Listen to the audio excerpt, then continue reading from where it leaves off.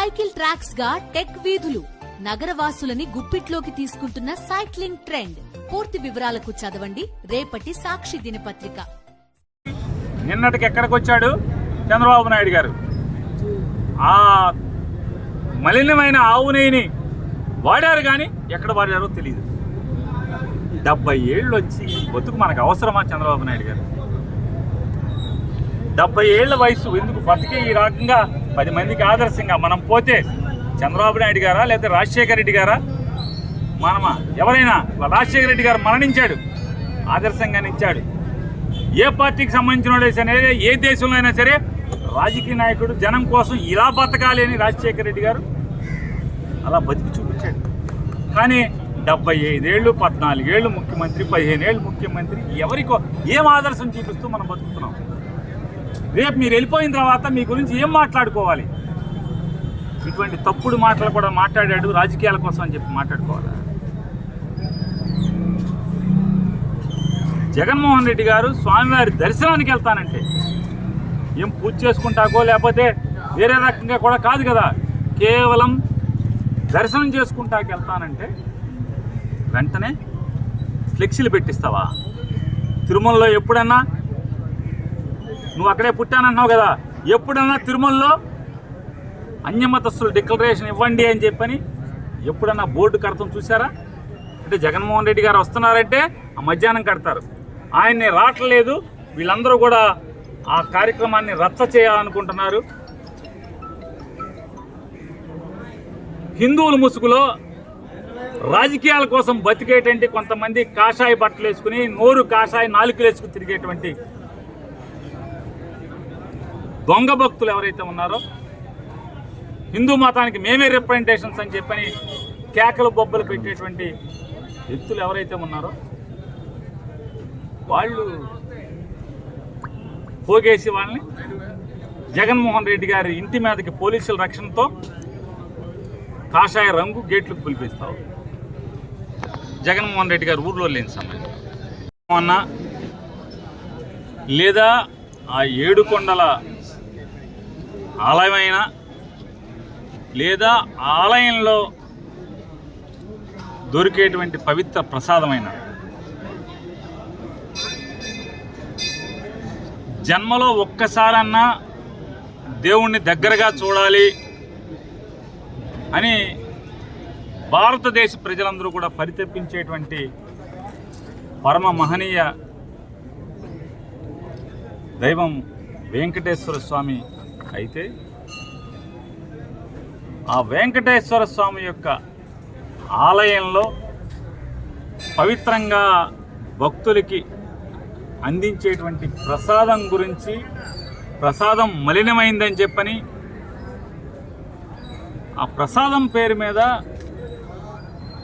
ఏ తప్పు జరగకపోయినా కూడా మలినమైందని చెప్పని పలుమార్లు మారు బొంకుతున్నటువంటి పాలకుల్ని చూసి వాళ్ళ జాలిపడే కంటే కూడా భయపడాల్సినటువంటి పరిస్థితులు.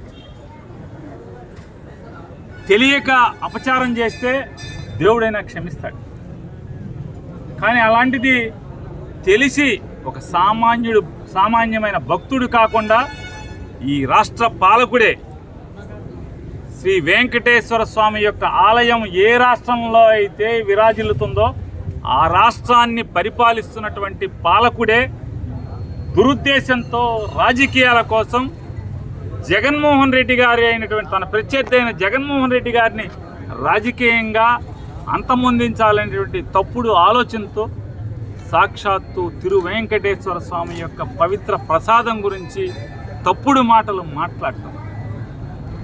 మాట్లాడుతూ దేవుడు కూడా పాపుల యొక్క నోరు శుద్ధి చేసినట్టుగా ఇవాళ చంద్రబాబు నోరు కూడా మెల్లగా శుద్ధి అవుతూ వస్తుంది. ముందు ఆలయ అధికారులు ఎవరైతే ఎండోమెంట్ డిపార్ట్మెంట్ ఐఏఎస్ ఆఫీసర్లుగా గుడి ట్రస్టీలుగా ఉండేటువంటి ఆలయ ఎగ్జిక్యూటివ్ ఆఫీసర్లు నెయ్యిని పక్కన పెట్టాం, టెస్టులు తప్పులు దొరికినాయి కాబట్టి వాటిని వాడకుండా పంపించామని చెప్పి ఆలయ సంరక్షణ అధికారులు లేకపోతే శాస్త్రోక్తంగా పూజలు నిర్వహించేటువంటి వాటి పర్యవేక్షించేటువంటి అధికారులు ఆ రకంగా మాట్లాడితే దీంట్లో బుడగల్లో వేసి ఐ సప్లై రెడీ చేస్తారు, అలాగే కోడిగుడ్లు రెడీ చేస్తారు. రెడీ చేసి అవమానించి ఆ వీడియోలన్నీ కూడా ఈ తప్పుడు మనుషులతో ఇవన్నీ చేయించి అక్కడ అల్లరి అలజడి సృష్టించాలి, మతాల మధ్యన చిచ్చు రేపాలి. చంద్రబాబు నాయుడు గారిని నేను ఒకటే ప్రశ్నిస్తున్నాను, నిజంగా మీరు చెప్పే మాటలన్నీ కూడా ఇదైతే ఏదో హైందవ మతం కోసం, హైందవ ఆచారం కోసమే మీరు బతుకుతున్నారని అనిపిస్తే, సంవత్సరం క్రిస్మస్ రోజు చర్చిలకు వెళ్ళి బైబిల్లో వాక్యాన్ని ఎందుకు చదువుతున్నారు, నేను దేవుణ్ణి నమ్ముతున్నాను ఎందుకు చెప్తున్నావు? వెంకటేశ్వరని నమ్ముతున్నావా, యేసు ప్రభుని నమ్ముతున్నావా? చెప్పాలి కదా. ఇఫ్తార్కి వెళ్తున్నావు, ఇఫ్తార్కి వెళ్ళినప్పుడు టోపీ పెట్టుకుని నేను అల్లాని నమ్ముతున్నాను అని చెప్పని, అల్లానే ఈ ప్రపంచానికి ఏకైక దైవం అని చెప్పని నువ్వు ప్రార్థన చేస్తున్నావు కదా. అప్పుడు నువ్వు రాజకీయ నాయకుడివా, నువ్వు నికార్సైన హిందువు అవుతావా? అంటే నీ రాజకీయాల కోసం బతికితే జగన్లాగా బతకాలి. జగన్ ఏం చెప్పాడు? అరే నా గురించి ఎవడికి తెలియదే, జగన్మోహన్ రెడ్డి గారి తాత తండ్రి యేసుప్రభుని కొలవటం మొదలుపెట్టాడు. తాత తండ్రి ఇవాళ తెలవంది ఎవరికి? కానీ ఏ ఇంట్లో ఎవరికి దండం పెట్టుకుంటాడని కాదు, దేవుడి పటం పట్టుకుని దేవుడికి పూజ చేసేప్పుడు బూట్లు వేసుకు పూజ చేసేటువంటి చంద్రబాబు నాయుడు గురించి పవన్ కళ్యాణ్ మెచ్చుకోలుగా చెప్పడం. రోజులు గడిచే కొద్దీ రాజకీయాలు అనేవి ఎంత దిగజారుతూ వస్తున్నాయో చూస్తూ వస్తున్నాం. ఈరోజు ఇంకా దిగజారిపోయి దేవుణ్ణి కూడా రాజకీయాల్లో ఇన్వాల్వ్ చేస్తూ మొత్తం కులం ఇవన్నీ తీసుకొచ్చి జనాల మధ్య స్నేహభావంతో కులం మతాన్ని మర్చి అందరూ ఉంటుంటే దాన్ని కూడా దిగజార్చే పరిస్థితి, దేవుడి యొక్క ప్రతిష్టని దిగజార్చే పరిస్థితి. ఈరోజు వెంకటేశ్వర స్వామి అంటే ఎంత హిందువులందరూ ఎంత మనసుకి తీసుకుంటారో, తిరుపతిని ఎంత గొప్ప స్థలంగా భావిస్తారో, జీవితంలో ఒక్కసారి హిందువుగా పుట్టిన ఎవరైనా జీవితంలో ఒక్కసారి తిరుపతి వెళ్ళొస్తే చాలు మా జీవితానికి సార్థకత అయినట్టు అని భావించే స్థలాన్ని ఈరోజు మీ రాజకీయాల కోసం దిగజార్చే రాజకీయ నాయకులకి ఒకటే చెప్తాను, మీరు చెప్పిందే తీసుకుందాం. చంద్రబాబు నాయుడు గారు సమయం సందర్భం లేకుండా అసలు సంబంధమే లేని విషయాన్ని, అతను 100 రోజులు పరిపాలన గురించి ఏదో లోపాలు వచ్చినాయని దాన్ని కప్పిపుచ్చడానికి ఆ రోజు ఇలా తిరుపతి లడ్డూది తేడా జరిగింది అని చెప్పడం, వెనక్కి తిరిగి చూస్తేనేమో ఈవో గారేమో ఏమీ జరగలేదు, వెజిటబుల్ ఆయిల్స్ కలిసినట్టు మాకు తేడా తెలిసింది, అది కూడా మేము లడ్డూలో కలపలేదు, అవి వెనక్కి పంపించేసామని ఆయన ఒక మాట చెప్పడం. అది కాకుండా లోకేష్ గారి దగ్గరికి వెళ్తే అసలు సీఎంకే సంబంధం ఉండదు, సీఎం అనేది జస్ట్ ఈవోని నిర్మించడం వరకే, అక్కడి నుంచి పర్చేస్ కమిటీ ఈవో వాళ్ళు చూసుకుంటారని ఆయన ఒక మాట చెప్పడం.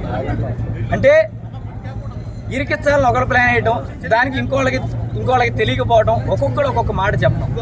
నిజంగా ప్రభుత్వంలో మీరు ఉన్నారు, చంద్రబాబు నాయుడు గారు ముఖ్యమంత్రిగా ఉన్నారు, లోకేష్ గారు మంత్రిగా ఉన్నారు, పవన్ కళ్యాణ్ గారు డిప్యూటీ సీఎంగా ఉన్నారు. నిజంగా తప్పు జరుగుంటే ప్రూవ్ చేసి శిక్ష చేయండి, అది జైలు పాలు చేయండి, ఇంకెంత ఉరిశిక్ష చేస్తారన్నా ఉరిశిక్ష చేయండి.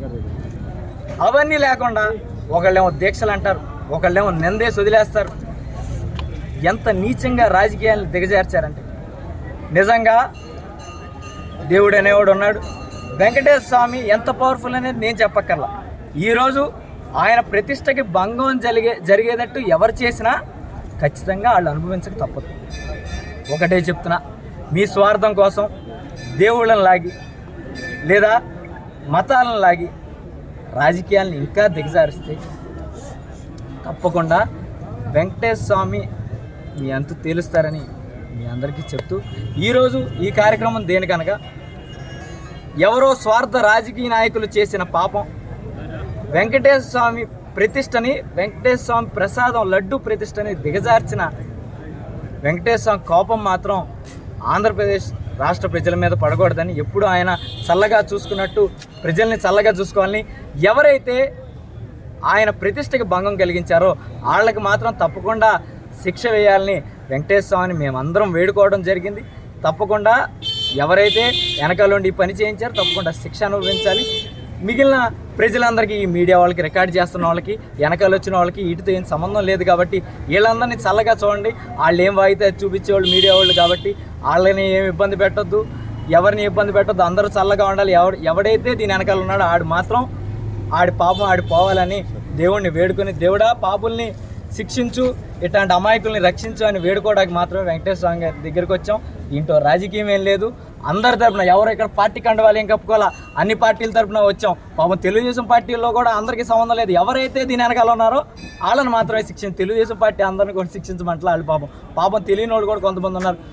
తెలిసి పాపం ఎవరు చేశాడో తెలిసి కూడా మీడియా ముందుకు వచ్చి మాట్లాడుతూ ఉంటారు. చూడండి, పాపాన్ని కూడా ముందలు తీసుకెళ్ళేవాడు పాపం చేసినట్టు. కాబట్టి వాళ్ళందరినీ శిక్షించండి. ఎవరైతే ఏ పార్టీలో అయినా పాపాలు చేయని వాళ్ళు మాత్రం రక్షించడానికి కోరుకోవడానికి మాత్రమే వచ్చాం. వెంకటేశ్వర స్వామిని కోరుకోవడం కూడా జరిగింది. తప్పకుండా ఎవరైతే వెనకాల ఉన్నారో వాళ్ళందరూ శిక్ష అనుభవించాలని కోరుకుంటున్నాం. అలాగే ప్రజలందరూ సంతోషంగా ఉండాలి. ఈ 100 రోజులు నీచ పాలన తొందరగా వైదొలగాలని, తొందరగా ఎన్ని రోజుల్లో వైదొలితే అంత మంచిదని దేవుణ్ణి కోరుకుంటూ